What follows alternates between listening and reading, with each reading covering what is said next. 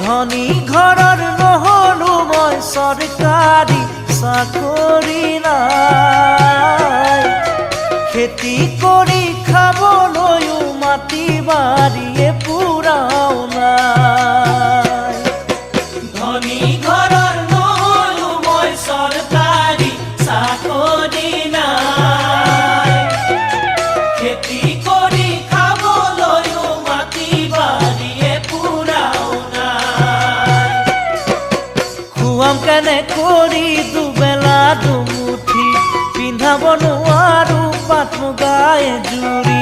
খুৱাম কেনে কৰি দুবেলা দুমুঠি পিন্ধাব নোৱাৰো পাট মুগাই জুৰি